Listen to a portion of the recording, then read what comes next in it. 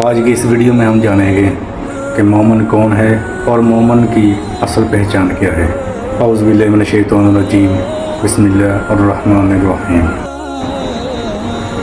شروع اللہ کے نام سے جو بڑا مہربان نہایت رحم کرنے والا ہے۔ سورۃ المومنون میں اللہ پاک ارشاد فرماتا ہے کہ بے شک کامیاب ہوگے مومن۔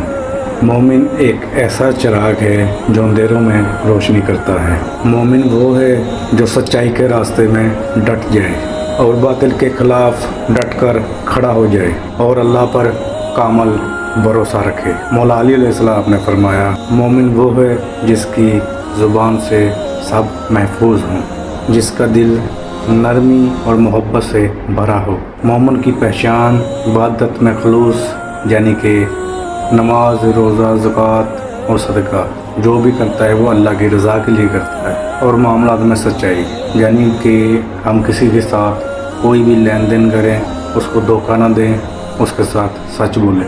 اور مومن جب بھی دعا کرتا ہے وہ صرف اپنے لیے نہیں بلکہ پوری انسانیت کے لیے دعا کرتا ہے، سب کی خیر و بھلائی کے لیے دعا کرتا ہے۔ اے اللہ، ہمیں سچے مومنوں میں شامل فرما، ہمارے دلوں کو اخلاص سے بھر دے اور ہمارے اعمال کو اپنی رضا کے مطابق بنا دے۔ آمین یا رب العالمین۔